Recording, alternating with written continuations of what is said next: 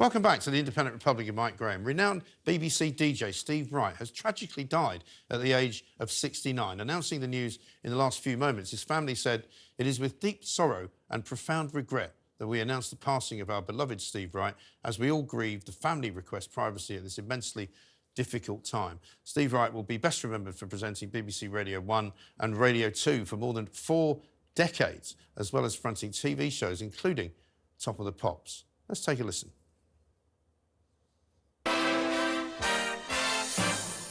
Steve Wright in the afternoon. Stereo.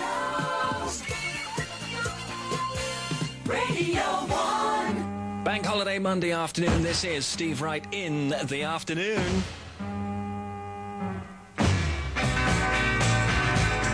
All right, the Love in Spoonful, Summer in the City, coming round to 2 minutes past 3. FM 88 to 91 megahertz stereo, AM 275 285 medium wave. BBC Radio 1. That is just that sound, isn't it? You know the sound. One man who knew Steve very well, of course, TalkTV presenter and TalkTV legend, Mr. James Whale, who joins me now. James, very good evening to you. Nice to see you.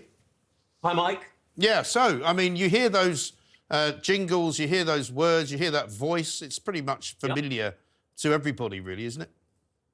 Well, I think Steve probably had one of the most recognisable voices on radio.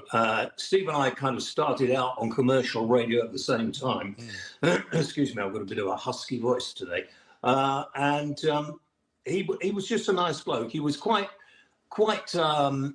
self-sufficient, shall we say. He didn't sort of hang out at showbiz dues much and stuff like that. Right. He actually was completely addicted to radio. Radio was his craft. Radio was what he was really good at. Yeah. And I suppose he made the zoo format where you include everybody on the show. I do it just because I can't afford guests. And he made the zoo format, which was always popular, still is popular in London, the biggest thing in this country in radio at that time. Yeah. And I've had a couple of people say they remember some of the characters, like Mr. Angry, Steve Wright in the afternoon. That was all part of the show, wasn't it? Yeah, not based on me, by the way. I hope not.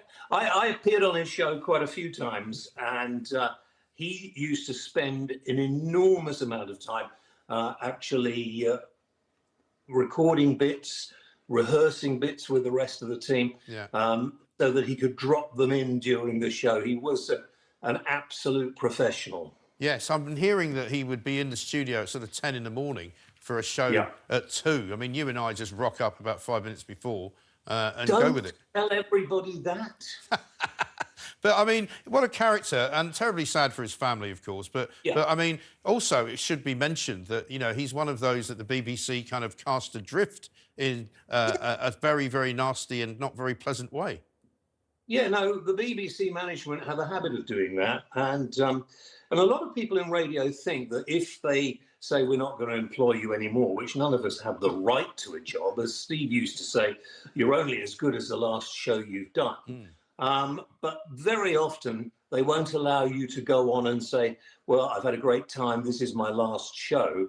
You often turn up to the studios. There are a couple of people there saying, well, I'm sorry, you did your last show yesterday. And I think after the amount of years Steve spent with the BBC, until he came back on Radio 2, I think they treated him quite shoddily, to be honest. No, I think that's right. Because he was an institution, as many people were at the BBC who are no longer there. And it seems a shame. But is that kind of radio sort of still doable, if you like? I mean, does anybody do what Steve Wright did now? Yeah. I mean, I think, you know, there are people who try to do it who can't do it very well. You've got to have a relationship with the people that you have on your programme. I think Chris still does it well, Moyles, and I think, you know, I think there are a few people, but radio celebrities and radio stars are not as much sought after anymore because everybody thinks radio's finished. Well, radio isn't finished. Right. Radio stations like Talk and Talk Sport are proving that with their ratings. You know, I think there's room for personalities in radio. And then if you get asked later in life to do TV, as a lot of people are, you can do that. But I wouldn't want to do it without doing my radio. And Steve was the same. But one other thing I want to tell you about him, when I first was diagnosed with cancer 20 odd years ago, while I was in hospital and for the sort of 6 months, a year afterwards, he would ring every couple of weeks and just say, "Hi, Stevie here. How you doing?" And I say, "Yeah, I'm all right. I'm okay, Mum." "Great, great. That's all I wanted to know. Thanks. Bye." Really, brilliant. And that was the extent of the conversation. But he was he was a really nice bloke. Yeah. I was shocked to hear that today, Yeah. to be honest with you. No, Very I shocked. think a lot of people were, because he was working at the weekend, so obviously a shock to everyone indeed. Well, James, listen, thanks so much for taking the time to talk to us. Appreciate it as ever. James Whale, ladies and gentlemen, back here at the weekend, of course, on Talk TV.